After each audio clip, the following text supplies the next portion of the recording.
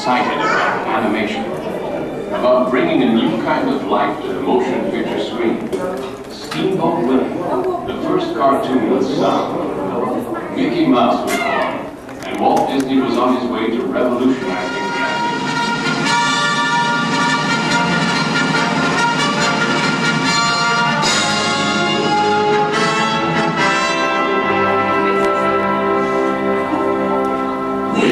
People of the United States, in order to form a more perfect union, establish justice, ensure domestic tranquility, provide for the common defense, promote the general welfare, and secure the blessings of liberty to ourselves and our posterity, do ordain and establish this Constitution for the United States of America.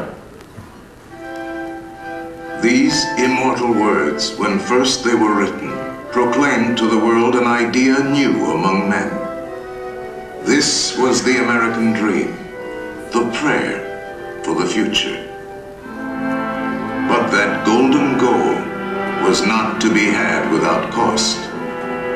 The American way was not gained in a day. It was born in adversity, forged out of conflict, perfected and proven only after long experience and trial. Our nation's greatest crisis occurred when Abraham Lincoln was our president and our protector. For Abraham Lincoln gave all to save the Union.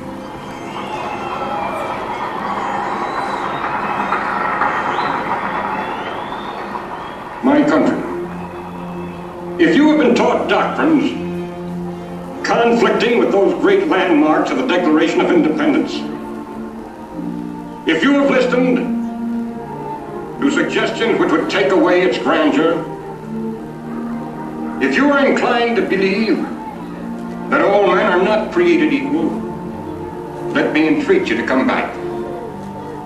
Come back to the truths that are in the Declaration of Independence. Do not destroy the immortal emblem of humanity. If that declaration is not the truth, let us get the statute book in which we find it and tear it out. So let us stick to it then. Let us stand firmly by it. Abraham Lincoln became president faced with the terrible threat of civil war, a thing he dreaded, yet a calamity he was prepared to meet if he must. Without union, the Constitution is only a piece of paper. I know there is a God, and that he hates injustice and slavery. I see the storm coming. I know his hand is in it. If he has a place and work for me, and I think he has, I believe I'm ready. I am nothing, but truth is everything. And with God's help, I shall not fail.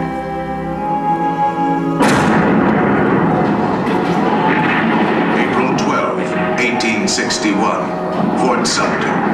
The cannons spoke for war. Civil war, violent, devastating. Now had come the reckoning, the supreme test that would decide whether a republic founded on liberty could survive the terrible strife of men's passions.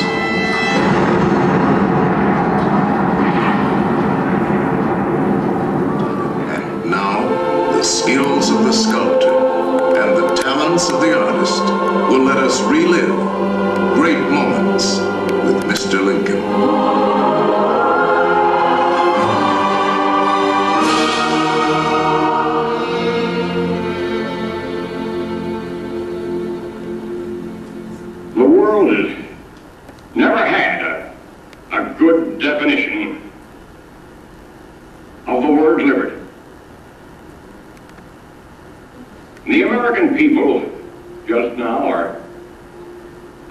nation wanted one. We all declare for liberty. But in using the same word, we do not all mean the same thing. What constitutes the bulwark of our liberty and independence? It is not our frowning battlements, our bristling sea coasts. These are not our reliance against tyranny. Our reliance is in the love of liberty, which God has planted in our bosom. Our defense is in the preservation of the spirit which prizes liberty as the heritage of all men, in all lands, everywhere. Destroy this spirit, and you have planted the seeds of despotism around your own door. At what point shall we expect the approach of danger? By what means shall we fortify against it? Shall we expect some transatlantic military giant to step the ocean and crush us in a blow? No.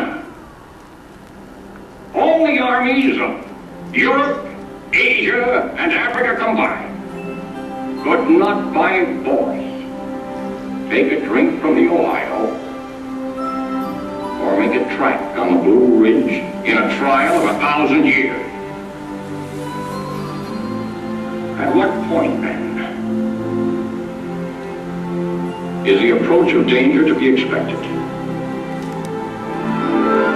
I answer that if it ever reaches, it must spring from amongst us. It cannot come from abroad. If destruction be our lot, we ourselves must be the author and finisher. As a nation of free men, we must live through all time, or die by suicide. Neither let us be slandered from our duty by false accusations against us, or frightened from it by menaces of destruction to the government, nor of dungeons to ourselves. Let us have faith that right makes right, and in that faith, let us to the end dare to do our duty